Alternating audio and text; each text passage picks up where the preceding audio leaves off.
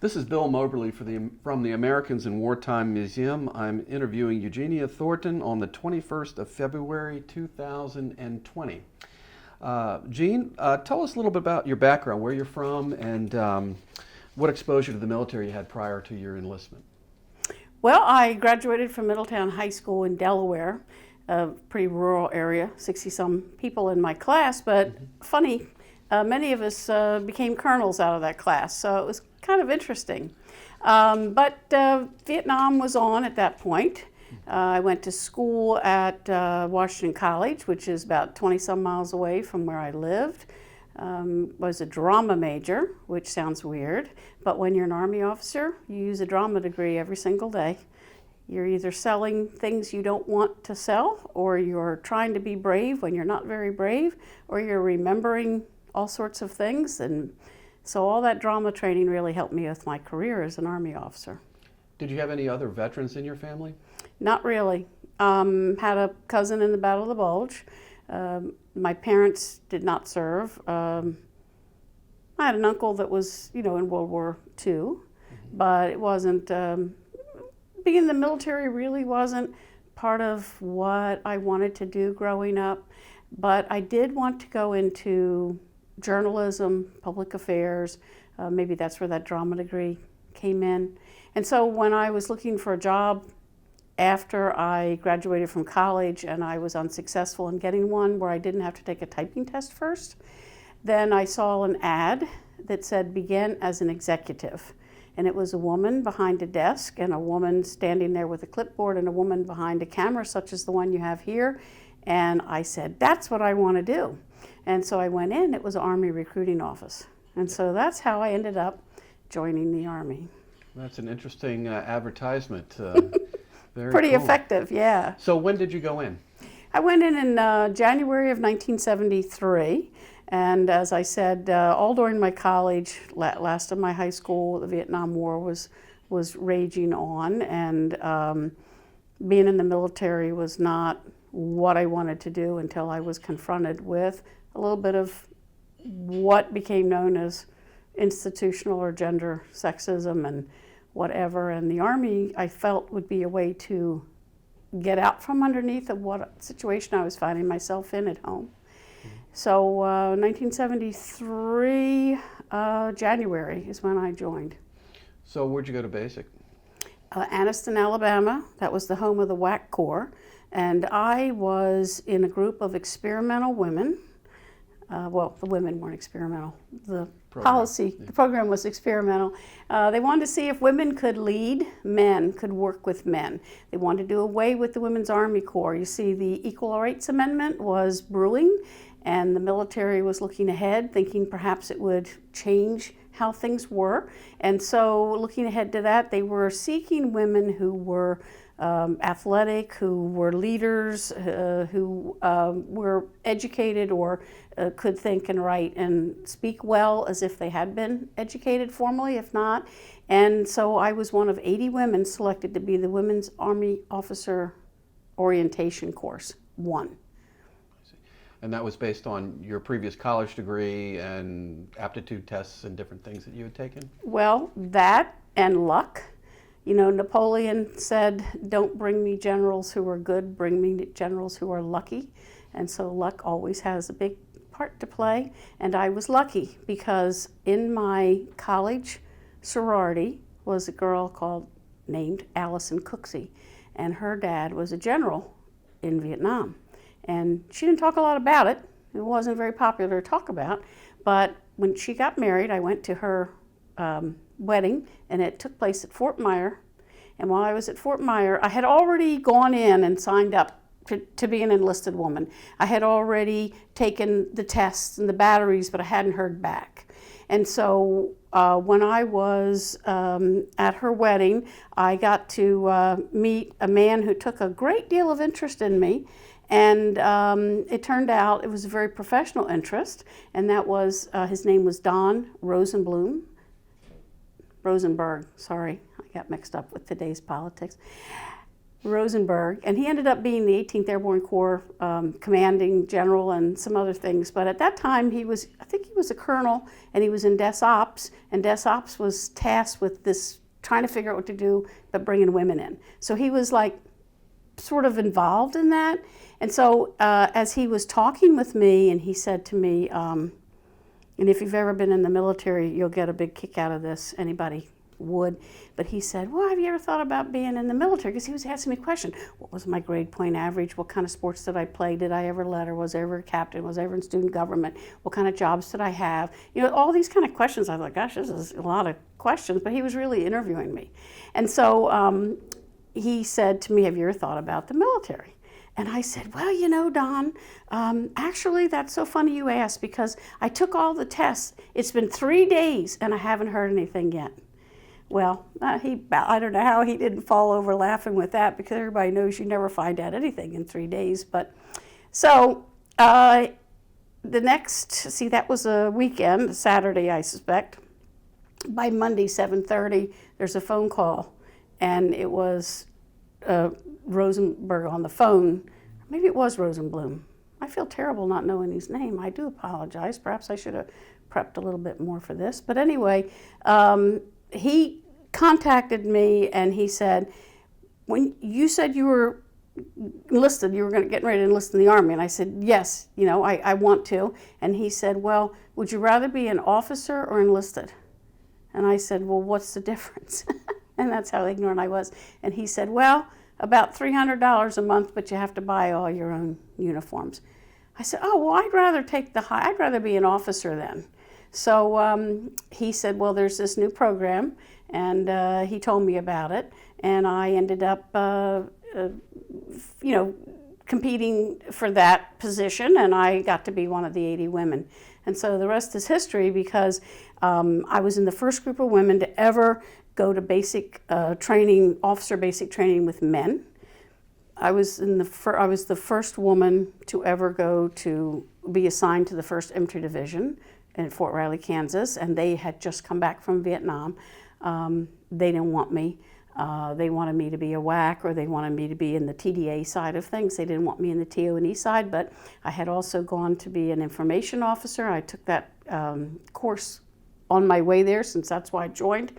And the only information officer jobs they had were in the TO&E side, the table of organization and equipment, the warfighting side. And so they didn't want me. And so they bounced me back and forth and back and forth and back and forth in all these assignments, until finally it came time for Reforger, which is return of forces to Germany. It was a Cold War, a show of force to prove that we could, even though we had drawn down quite a bit from Europe, we could still, get back over to Europe to take care of things if the Russians came boiling through the Fulda Gap. But anyway, they needed an information officer, and so they reassigned me to the division, and I went. And so I was the first woman officer to go on a major field training exercise. And I got a lot of press from the Associated Press. The AP did a story on me. I was on the front page of every newspaper in the country, plus in Germany as well. So that was the start of my career. And it was also the start of learning a lot of lessons. And one of them is that if there's one thing that battle-hardened men dislike more than having women sort of come into their midst, it was women who came into their midst and got a lot of press for doing it. And so it turned out that I was actually talked about quite a bit. At that time in the military, if you were a woman and you were in the military, you were either a lesbian or you were a whore. And so they decided I was the whore. And everybody had slept with me, but they hadn't really slept with me, but everybody knew somebody had slept with me. And I actually was brought up on charges on becoming an officer. And there was an Article 32 investigation. But as I said, everybody knew somebody, but nobody actually did. And so I ended up beating that rap. And it was a pretty dark time in my life. And during that time, I also had been raped on Reforger, which I hadn't said anything to anybody about, and that actually was the only sex I'd had with anybody. but the person that did it was a person that held authority over me, a hail fellow we met, and so I never said anything to anybody about it. And so really, really rough time. Everybody was whispering about me and talking about me, and plus just being an Army officer is a hard job. I was a direct commission, so like I didn't know stuff that a person who'd been enlisted would know, or even a person, of course, who had gone to West Point, or even an ROTC graduate. I had to learn every single thing because I knew nothing, basically. In fact, when I ran my first rifle range, it was the first rifle range I'd ever been on. I was in charge of it when I was XO of the AG company. And the general was Red Fuller, and he, of course, he saw I was running the range, so he had to come out. But because nobody helped me, I just had to read all the training manuals, and they had just changed the training manuals. So I actually did everything by the book. And I wouldn't let him come on without putting a helmet on and, you know, all this kind of stuff. And he went back and he told his combat arms commanders that it was the best rifle range he'd ever been on. And so for my last year at Fort Riley, I had all these combat arms officers coming to the AG XO asking how I ran my ranges. So that was pretty cool. Interesting. So I like that. So from there I went to Korea. And they didn't want me. I was going to be the XO of a signal battalion. It was a tactical signal battalion. And there had been women at that point in fixed signal units, some satellite stuff and, you know, image interpreting and all that kind of stuff, but not the ones that go out and lay the cable and go out to the field. And they didn't want me, so they sent me back to Yongsan, and I pitched mail for a while, which turned out to be great because when we get to the Desert Storm part, pitching mail was probably the most important thing that the AG did during Desert Storm, the most for morale. That was so important. So I pitched mail for a while like a good little girl, and then finally the battalion kept asking for an S1, and they said, the Army said, well, you got your S1, it's Thornton, you got her over at the mail at the repo depot, so go get her back. So they sent a Jeep for me, and they took me back to the 304 Signal Battalion, and I became the S1. Well, when I was there, you know, you've probably talked to Vietnam vets, so you know that the Army is a different Army then than it is today. And, you know, prostitutes and things like that were part of Army life. In fact, one of our famous generals, a 3-star general, said, if you can't fuck, you can't fight. So that was part of it. It was part of the culture. And not that everybody did, but I'm saying it was the culture.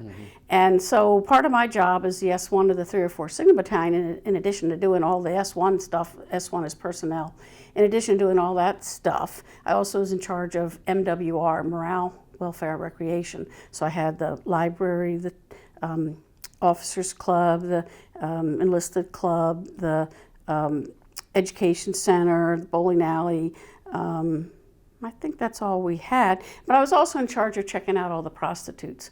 So I had to make sure they had all their shots, and I would go with the surgeon and we would meet the business girls, and I would sign them on post at night, and then I had to go round them up and make sure they were off post, because in Korea there's a midnight curfew, because there was still a state of war, as you know. So I was a madam. So after I got done being a madam and a battalion signal officer, S1, let's see, what did I do from there? I think there, I don't remember. I went someplace. I went to the Pentagon, I think, at one point. I had 3 assignments in the Pentagon. I was in the Office of the Chief of SAPA. I was in Secretary of the Army, no, Secretary of Defense Personnel, OCPA, Office of Chief of Public Affairs. And I was there when the USS Stark got hit and 37 soldiers got killed. I was the Pentagon spokesperson for that. I was there when the Marine sex scandal broke. I was the Pentagon spokesperson for that. I was the Pentagon spokesperson the time that we had a bad snowstorm and the Pentagon shut down, and the first time in history, and I was taking calls on my home phone from all over the country, all over the world, about what do we do when the Pentagon shuts down. Of course, today we just have cell phones that can do all that, but back then we didn't, so these calls were coming in on my home phone. But I had books, I had like these books I would look at, nothing online, just flip through. So when CNN called me about, the USS Stark, I sounded like a real Navy expert on frigates because I had a little fact sheet that I would just find these things in the fact sheet. So I did that, and then I was also the duty officer when Eugene Hussenfeld's plane went down, which was the start of the Iran-Contra affair. Okay. What rank were you at this time? Major at that time. Major. Yeah, so then I went to West Point. At that point, it was 1980, and they found out that the integration of women that had been congressionally mandated was not going too well. So they asked to have some women on the staff. So I went there, and that turned out to be a pretty hard assignment because that's where I hit the most. It wasn't blatant. It wasn't blatant sexual harassment. Nobody was yelling at me. And when I was a second lieutenant at Fort Riley and I would run in formation, the passing troops would go, "Oh, look at them titties bounce," and stuff like that. But they didn't do that anymore. What they did was worse. And what they did was they just kind of ignored and went around and hid. And when it came time for OERs to be written, there was 2 women on staff, me and another captain. And the boys got together and took the senior rater out to lunch, and we couldn't figure out, where's everybody? And somebody let it slip, one of the secretaries let it slip what they had done. So this other gal and I went to our boss, said, "Did you know that blah, blah, blah?" And then they said, "Yeah, I gave them 2 hours off so they could do it." So then I got a letter of reprimand because I wasn't a team player. And so then when the OERs came out and mine wasn't as high as it could have been and should have been based on all the empirical data of how well I did at my job based on third-party evaluations, the IG and DA statistics and that kind of stuff, they told me it was because I wasn't a team player because I had that letter in my file. So I went and I complained about that to the IG, and it turned out that just about all the women at West Point at that time had some kind of letter or some other kind of way that their scores could be lower, could be justified. And but here's what I found out. I found out that it wasn't worth it to complain. So that was my second lesson that I learned, and that is don't complain like that because it just made me a real unpopular person with my chain of command.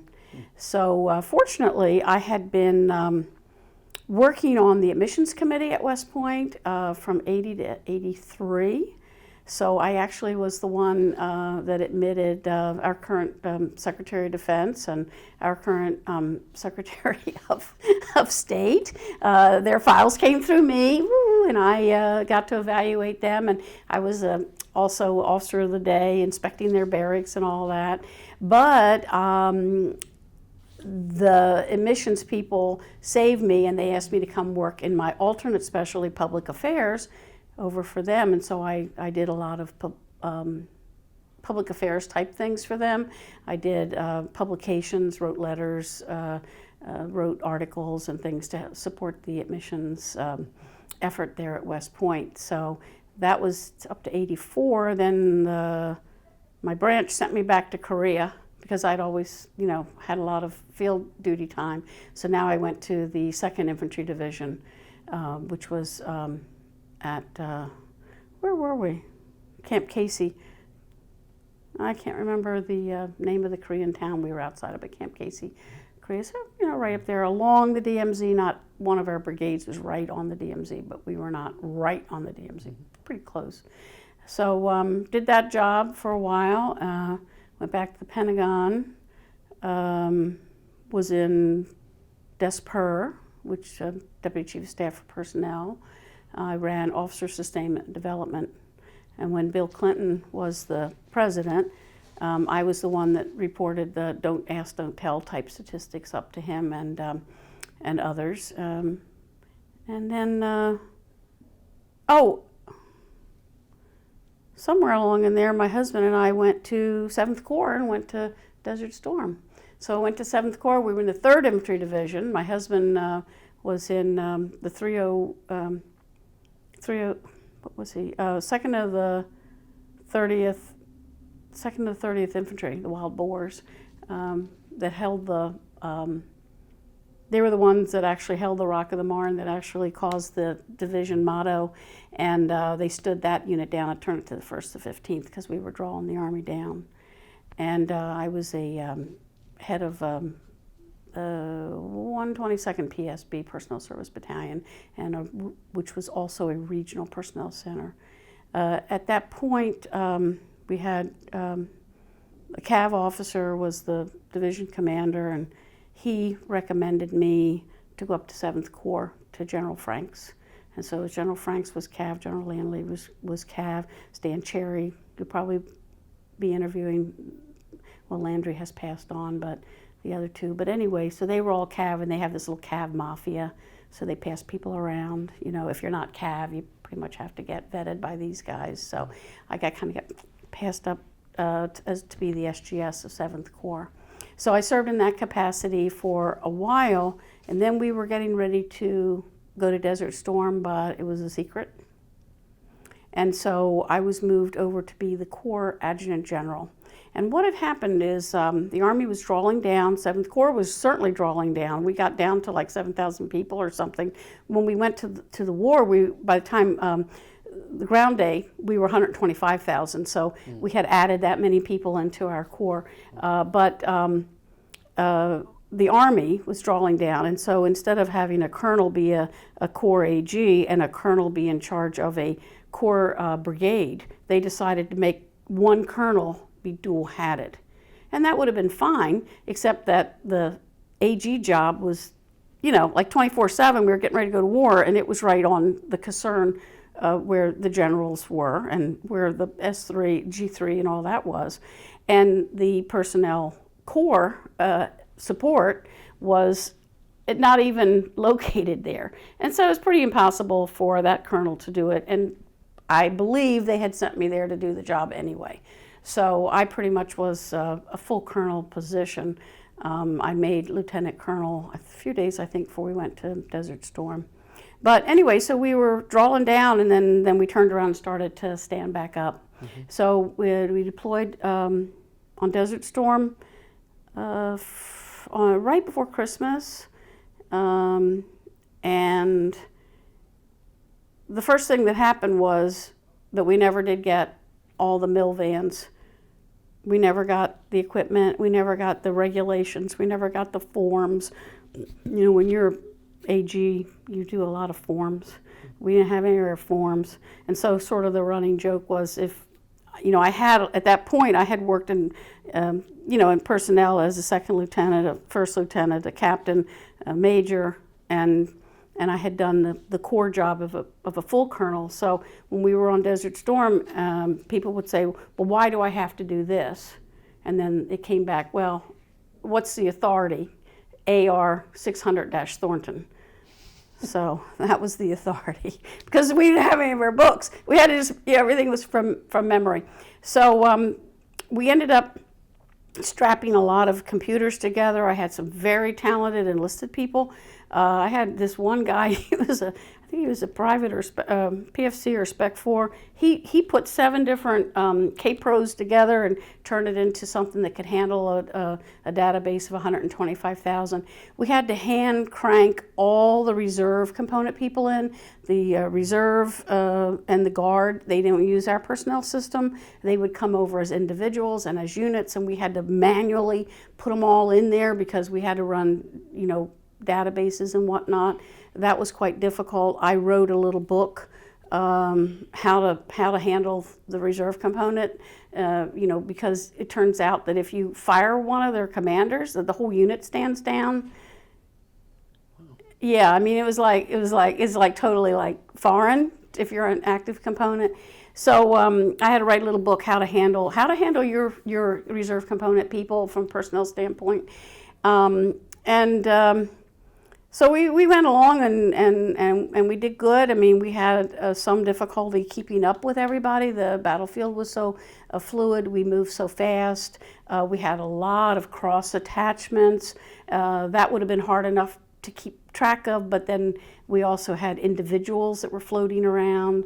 We had WISRO, where you'd have a piece of equipment would come in. And this is what my commander, Joe Russin, was like. She did the repo depot, the actual Corps AG. I was only the assistant Corps AG. I was not but she, in her capacity, she ran the repo depot and the mail operations, which really needed a lot of attention. I don't know how she could not have done the job as one person. It really was too big. But anyway, so you would get people in, and if they were truck drivers, you'd put a bunch of them in a truck and they would drive the truck to wherever they were supposed to go, or tank, or whatever piece of equipment it was. So it was like go, and it was a really big theater of operations, and we weren't used to operating in the desert, and it was it was hard. Where were you located exactly? Huh? Where were you located exactly? Well, came into the Port of Daman, quickly left there, went to some location, I have no idea where it was, Log Base Echo, or maybe I was Alpha. There again, I'm going to get it mixed up. I don't know. Colonel Rustin was Alpha and I was Echo, or she was Echo and I was Alpha. I don't remember where I was, to be honest with you. But anyway, at one point, before we did the ground war, we actually went in and backfilled where the 101st Airborne was. And we thought, that's kind of weird. Like, they left and we took over where they were, or we were co-located with some of them. And we're thinking, well, these are pretty forward troops and they've been here a long time. And we, the Corps Rear, shouldn't really be coming here. But, it was part of the deception plan. So, so we went into that location. It was near the town of Hafar al-Batin. That was the closest town. And it was close enough that when the Scud missile landed there, we felt it. And we all went to look at the hole. Oh, the hole was so big. And that was kind of scary. And we also had the chemical alarms kept going off all the time. They were going off. And so finally, I think the Deputy Corps Commander, probably the Deputy Corps Chief of Staff, Colonel Simpson, he decided it was too much paperwork, so he said, let's just turn off all the alarms. So he turned off the alarms. He was kind of in charge back there. General Franks and Landry and Cherry, they were all at the TOC. Landry was at the main, but Cherry and Franks were at the TOC. They were in the middle of the desert, in a very forward position. So anyway, this Simpson decides he's going to turn off the alarms. So we never had to worry about putting on the mask after that. But we were real concerned about Saddam Hussein. We were concerned because he had battle-hardened soldiers. We really thought we were going to take a lot of casualties. So I drilled my people about the casualty. I had exceptionally talented NCOs, but I had two exceptionally talented junior officers there. One was Eden Hemphill. Was that her name? She's gotten married. Well, she was radio for a while. I think it's Hemphill again. And then I had another Amy. I can't believe I'm forgetting this. See, if I'd known I was going to do this, I would have written all these names down and been for whatever. Eden and Amy. So Amy was a lieutenant. She was out in the casualty tent during the daytime shift. Eden ran everything at night, which included casualties. And the two of them, they were so good. And it saved 7th Corps really, because I started noticing that we were getting some awards that we shouldn't have been getting. We were getting awards that would imply we were having skirmishes and combat, and I knew from the briefings that I attended that there weren't any there. And so I kind of figured out that we had a situation with fratricide or accidents, because quite frankly, we had almost 500 casualties, but a lot of them were accidents. People got tired, or people ran over, not IEDs, but bouncing Bettys and trash that was lying around. And but we also had some people that were getting written up for combat that it wasn't. And so I approached the Corps SGS, and I'm not going to remember his last name either. Walt is his first name, and I should know it because he's a general and I'm a colonel. But anyway, I approached him and I said, I think we've got an issue. And he was like, oh my God. And he was looking at it. And so then he and I went and we talked to General Franks. And it was a very difficult conversation. And General Franks put me on his personal helicopter. And he told the commanders that I was coming to see him. Sometimes Huffington or Huffman. Anyway, sometimes Walt would go with me, sometimes I didn't. Sometimes the G1 would go and sometimes they didn't. We went around and we tried to explain to the commanders why they had to follow these rules. And one guy, General Griffith, he was the commander of the 2nd Armor, Ron Griffith. Anyway, he, one time, I had to go to him a couple of times. Some of them I had to go back. Finally, he said, who is this bureaucrat that's coming to talk to me about this? But later, he ended up hiring me to be his public affairs advisor when he became the Vice Chief of Staff of the Army, because he knew that you have to do it the right way. It's not fair otherwise. Mm-hmm. And so we ended up redoing a lot of our casualty reports. And we had just gotten everything turned in to CENTCOM, and CENTCOM didn't want to accept them because they had already sent everything to the DA, and it kind of was a black mark coming back. So they fought us tooth and nail. They didn't want to redo any reports. And so General Frank sent me down there on Easter, and I sat down with them, and we went over every single one. And we had coded them as either combat, friendly, direct fire or probable direct fire. We had recoded everything to be accurate and redone everything. And then it turned out that the 18th Airborne Corps fired on some of our troops that were in the engineer unit. They were just lying, resting on the hoods of their vehicles, waiting for somebody to come by and get them. Napier was one of them, and a couple other names there that are famous in the annals of congressional history, I guess. But anyway, an 18th Airborne Corps commander sort of directed that they fired on those soldiers, and they killed them. And they were in our engineer unit. But we had already done it correctly from 7th Corps, and it came out in the paper. It came out in the Army Times, because people do talk, and the truth will always come out.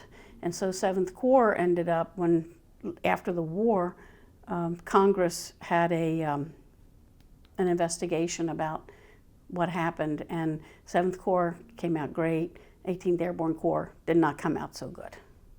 So I was really, really proud of doing that. I was really, really proud of General Franks, because that was difficult for him, to make sure that the deaths of those soldiers was recorded the way it should have been. And so that was a good thing. So we got through that, and then we went to King Khalid Military City, KKMC, and at that point we had 3 campaigns. We had, the stand-up, the actual war, and then we had Provide Comfort, where we were sort of like the military law for Iraq and that part of, and we were processing EPWs, and there the mission, changed again. And now we're going to start retrograding, sending people back, trying to detach them from all these units, find them, because some of them weren't where they were supposed to be, and getting them home like they should have been. And some units went home, some individuals went home, so that was like a whole different thing. We also continued to process casualties, because people were tired, people wanted souvenirs. They would pick up stuff they shouldn't have, no matter how many times we told them. So we were still doing that. And then General Franks wanted to have all the awards done before we left country. And I told him we need an auto pen. And he had one, but he refused. He said, because he's a man of principle, and he said, I'm going to sign every single award. I said, sir, I don't think you understand how many awards this is. There's a lot of awards. I'm going to sign them all. All right. So we had him come, and we had processed all these awards, and I had table after table after table after table set up with just the signature part showing on these awards. Well, finally, he gets through about 3 tables, and he looks at me. He says, I should have listened to you. He said, you know, I really should learn by now to listen to you. But anyway, he signed them dutifully. He signed them on. When it was all over, he was glad, but I think his hand probably didn't work for quite a while. So then we came back home. Let's see, we came back in June or July. After that, I was already past my time that my DROS, the day I was supposed to leave the country, and but then the Cav Mafia was at work again, because the Cav boys passed me up to a Cav guy who was in charge of personnel in Des-Per, and when I got there, that's how I got to be the Officer of Sustainment and Development, and we did the drawdown, because after the war, we had started a drawdown of people and units, and after the war, we just resumed it, because Congress didn't give us enough money. So we ended up taking the bottom third, then the bottom third, then the bottom third, then the bottom third. And, you know, by the time you do that 5 times, you know, the bottom third, what was the original bottom third is now the top quarter. So it was extremely painful, but I was the architect for the drawdown with Ted Stroop was the Cav officer who was my boss, and boy, that was hard. So from there, I got promoted, or got picked up for promotion. No, I got picked up for battalion command, and after I was selected for battalion command, I was selected for colonel, so that was nice. And I owe 7th Corps that, because 7th Corps people sat on all the boards, because the 18th Airborne guys, a lot of them got ground off, right, because they messed up. So 7th Corps kind of ran the Army for a while. We did really great with that, and probably that's why I was promoted to colonel, is a thank you, which I appreciate. But anyway, so I got a battalion, which was the best job in the world, Fort Lewis, Washington. And from there, General Griffith was the vice chief, and he invited me to come back and be his personal public affairs advisor. So I worked with him. I worked with many of the press, New York Times and whatnot, helping to tell the Army story. And then from there, I went over to the MDW as the Des-Per of MDW. MDW at that time was one of the Army's 10 major commands. So I was the first woman to be Des-Per of a major command. And by the way, I was the first woman to hold every single job I held in the military, the first one in. Wow. So even though there was AG officers, and now when I was SGS, they had an acting person there. So that was the only job I ever actually, a woman stood up from the desk and I sat down, but she was temporary. She was really great though. The hardest job I ever took over, because I was filling some big shoes. She had done a great job. But anyway, most of my career, I was the first woman. Most of my career, nobody wanted me. Most of my career, I had to prove myself over and over and over again. But it was a job that I would not regret. I would not take back very, very little of it, what I have taken back, that experience. It was something that I'm proud to have not only been a part of history, but actually made history. And I felt like I made it easier for women, or I hoped, my goal was to make it easier for women to do well and to follow in my footsteps. I always felt a great pressure to do that, physically and mentally and morally and emotionally. I always try to do my best. So it was great though. Awesome. What did you get the Bronze Star? Was that for your cumulative service in the Gulf War? Or? Mm-hmm. But for service. Mm-hmm. Sure. Absolutely. What was the scariest moment over there for you personally? Oh, well, I guess I'm going to have to say the scariest moment was when Well, it was really scary when those alarms kept going off because I didn't have a gas mask that fit me, my protective mask. I had the M1 style, and it fit, but when we got over there, we had a different one, and it didn't fit. And they didn't have them small, so I have a very small face. So those were kind of scary, but the scariest one time was when we were on our perimeter. We had a 6-mile perimeter around the core rear. And, well, actually, it's 2 scary moments. One scary moment was I was walking from the CPOC, Core Personnel Operations Center, and I was using my compass to walk, because it's dark, and I was walking to my tent and looking at my compass, and the engineers had been there, and they had dug some fighting positions or something. They had dug these trenches, and I stepped right off into water that was over my head, and I was, wearing, heavy stuff, and I couldn't get out, and I couldn't call out because light discipline, noise discipline, and I thought I was going to drown. And that was kind of scary. I heard some foot say, hey, hey, and they hauled me out. So that was kind of scary. And then we also had a truck that drove at us. And it was one of these little stupid white trucks that was everywhere. They all drove these little white trucks. And this guy just kept coming, and I had to tell my people to fire at the vehicle, not at the guy, but at the vehicle. But he kept on coming, and he ended up, then I had to tell him to get out. So they had to get out of the firing position that we had made, and he crashed right into it.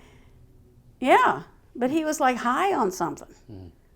They would smoke these weird cigarettes. It wasn't the Saudis. They hired people to do everything. So this guy was like from some other country, but he was smoking some loaded cigarette. He was like high on something.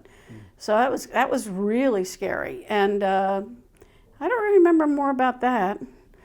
But that was really not why I got the Bronze Star. It was for nothing. I got it for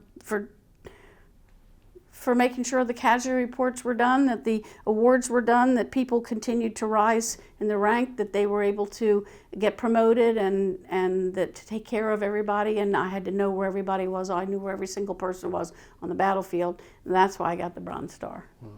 You said that morale was a big issue, and your job touched on that quite a bit.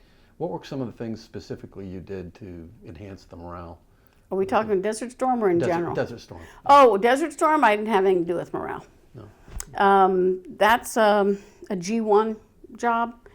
I did personnel administration, which is just where you take care of the records, the people, the data that's in the records, the computerization of where everybody was. We made them head count until everybody was really furious with me, but we couldn't make the numbers match with the physical bodies. So, and the war was going to be starting, and 2 days before we could account for everybody. So, but as far as morale went over there, well, we were in war, so we didn't have any morale until we ended up back at KKMC, Kinkley Military City. Their movies and a BX and stuff. That's all you get when you're in a war zone for morale. Your volleyball set up sometimes to play volleyball. Phone calls home. Those are the kind of morale things that we did over there.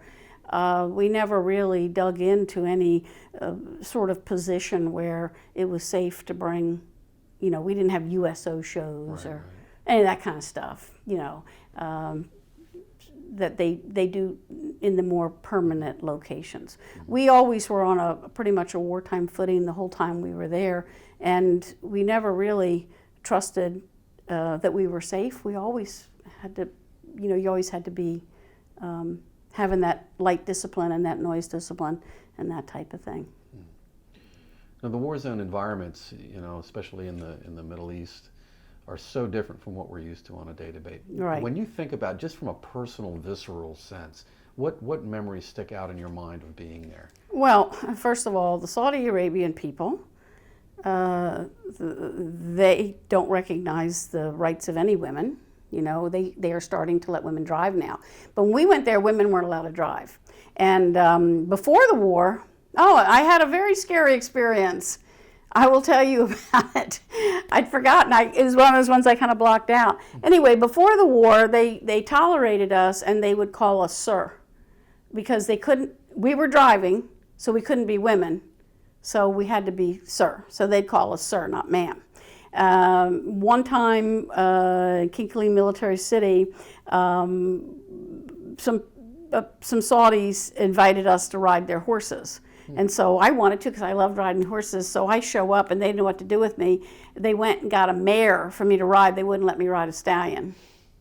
But I used to ride, so I knew how to ride. So I really stuck it to them, because I kept her wet. You know, all the soldiers went boop, boop, boop, boop, you know, and they went around one time and they took them off and put another soldier on, slapped it, and the horse ran boop, boop, boop, boop. I took my mare and I went on the other side and I just rode. And they were like trying to get, every time I'd see them walking towards me, I'd turn and go the other way. So I got my comeuppance there. And then we got to go to a gym.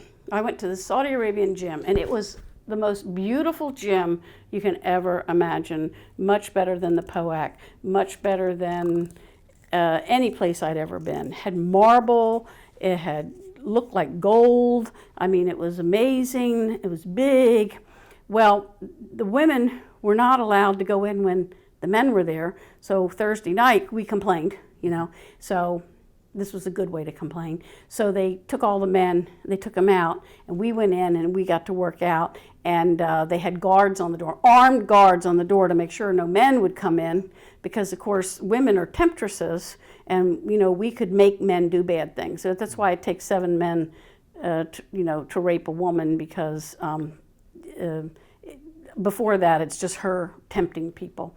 So one time, again, Kinkley Military City, and my husband and I were reunited at that point. He was there with me. And we were running, and we ran up around this motor pool. We ran up this big long, there was this little loop that would go around. And I was in my Army, uniform, but it was shorts and a t-shirt top. And this truckload of men, white truck, truckload of men, and they pull up beside me and my husband and I, and we were going up this hill, and they said to my husband, "You better control your woman." And my husband made a joke. He said, "Oh, she can control herself. Don't worry about that. There's no control in her," or something. He made a joke like that. Well, that was the wrong thing to say. "You can't control her. We're going to make you. We're going to come back. We're going to get friends." So they came back, and we saw them coming up this hill, and they had a whole bunch of men in the back of the truck now. I mean, it was a whole bunch of them in there, and they were looking for us. And we had to run and hide in this motor pool type situation, because if they'd have found us, it would have been very bad. So I went back later when it got dark. Then we snuck back in, and then I reported it. General Franks was very upset. He said that women couldn't, we couldn't run. We had to run with large groups of men, and preferably not at all, because it was too dangerous. One of the women that we had was actually raped. She went into a room to do laundry. They had a laundry facility, and she went in, and there were some Egyptian soldiers there, but they were Muslim, and they raped her because she was there. She's a temptress. And I don't remember how that came out. You'll have to ask Walt when you interview I think it was Huffman. Anyway, you'll have to ask him if you interview him, whatever happened to that. It was really a terrible thing. It was really bad. But, it's a whole different culture. It's a culture that people cannot understand today. And they don't mean it to be bad, but that's how they're raised. That's what they think. And they don't think there's anything wrong with it. And I'm afraid that now I think in some places, some countries, some places in America where we have enclaves, it's a no-go zone because of that, because the people with that religion just have an entirely different view of women and how women's place in society is, and the relationship of women to men. But I remember flying in a helicopter over and seeing these buildings, and it was hot. I mean, it was like 113 degrees, and there'd be these women up on these flat roofs just walking around, women and girls. They're just walking around, walking around. They had nothing to do. They couldn't go anywhere. You had to have a brother or a man in your family had to go with you any place you went. I mean, it's just, unless you've experienced it, it's so hard to, to understand. And I have a transgender nephew, female to male, and they went to London. And I told them, you don't go places. Don't act the way you act in Connecticut. Don't act like you act at your college campus in London. Don't be, you need to behave because they will kill you. If you they could follow you when you and your friends, if you go walking down the street, you better be situationally aware who might be behind you. And of course, you're just against Muslims. No, I'm not at all. It's just that's how it is. It's a different world. You have to be careful. I learned that when I was second lieutenant. Yeah, you did. Sorry about that. Never trust anybody. Right. Well, this video, will be at the museums. It'll be with the Army's Historical Society organization. What message would you like to tell future generations about the value of your service and what it meant? Oh, it's the greatest job in the world to be able to further your country's goals in the world. Of course, that is the sort of esoteric part of it. But then to train hard, to fight and win wars, to support people who do, to make it as easy as possible, to survive in a combat type environment, that's really important. The most important thing, though, is working with the people, the friends that you have, the changes you can make in people's lives. When you're in the Army, it's not like a job. You're 24/7. These people belong to you. If you're a commander, for example, that's why it's the most rewarding job in the military. If you're a commander, you're responsible for everything your soldiers do or fail to do. You have to take on that responsibility too. They say rank has its privilege, but rank also has its responsibility. You get to go around to places that other people read about. You get to live with other people. You get to, even if you find out the hard way that maybe one culture doesn't think the way we do, at least you've had that experience. I just can't say enough about how wonderful it was to be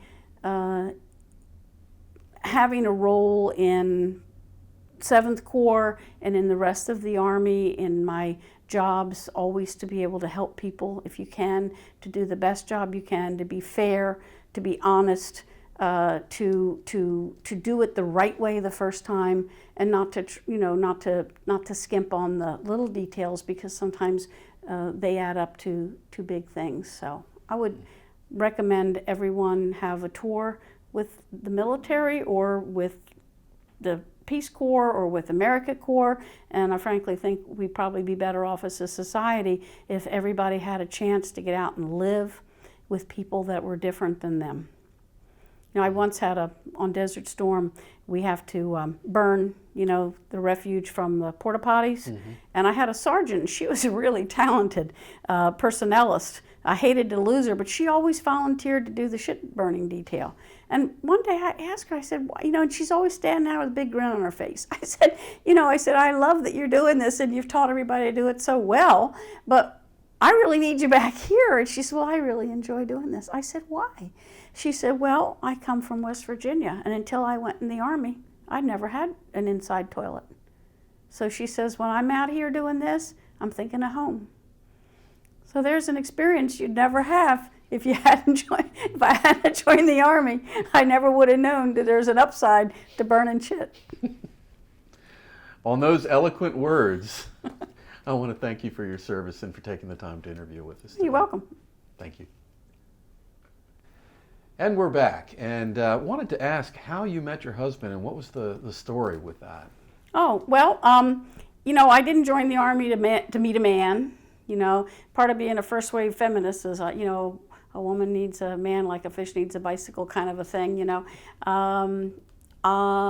In fact, I probably would never even gotten married to him, except the Army won't assign you together if you're not. But I met this guy on Reforger, And he was the assistant SGS, Secretary of the General Staff for 1st Infantry Division while he was waiting to get his company. He graduated from Army Infantry Advanced. And he, by the way, was my mentor. Once I met him, he was the secret to my success in the muddy boots because he knew all that stuff and he was such a supporter. Anyway, I was with, this was my second or third reforger. Sorry, I think it might have been my third reforger. And I was with USUR in the press center, and so I had on the uniform that USUR was wearing, which was just fatigues.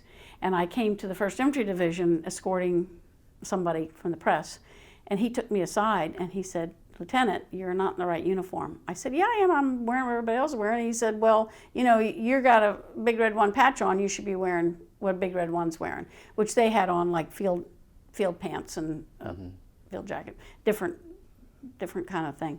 So I thought, oh, who's this ass, you know?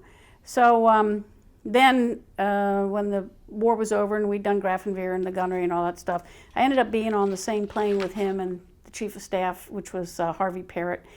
So the 3 of us and 2 others were on this thing going home. So we go home, and so I kind of got to meet him a little bit more then. So then we go to Fort Riley, and he calls me up, asks me for a date. And I said, "Well, I don't date men who smoke." He said, "Oh," so he went away. About 3 weeks later, he called me up, asked me for a date. I said, "I don't date men who smoke." He says, "I don't smoke."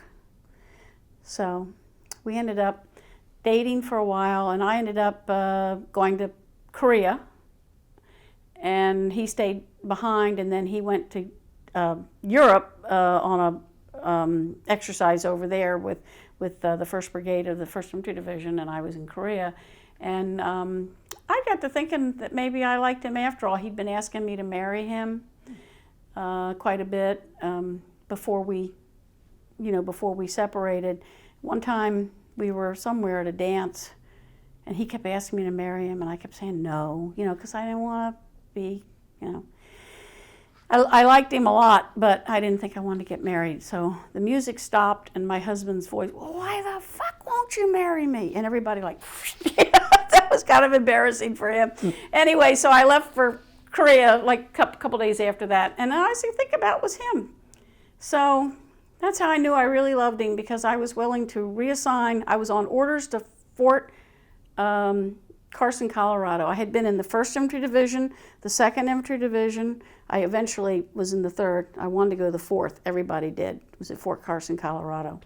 I was on orders there, and I said, I'd rather go back and be with Don. So I took an assignment back to 1st Infantry Division.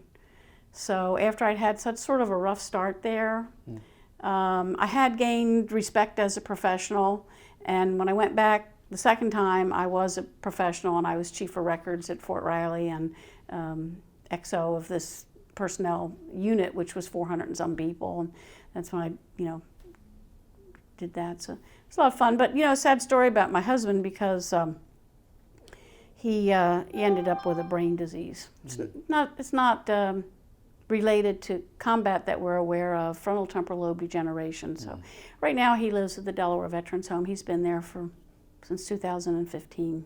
So we were married 42 years, but he changed quite a bit, and he now the only thing he can do is suck through a straw, and he's on hospice. So kind of a sad end to that story, but he was a great man, and I wouldn't trade a day I had with him. It's a great story, sad ending. I'm so sorry. Yeah, well. It's hard. When you're in the Army, sometimes you're going to say goodbye when you say hello. Before you say hello to somebody, there's a chance you're going to say goodbye. But it was, he was my mentor and my best friend, and my partner in crime, and he was a great guy. Great. Well, thank you for sharing that. Appreciate it.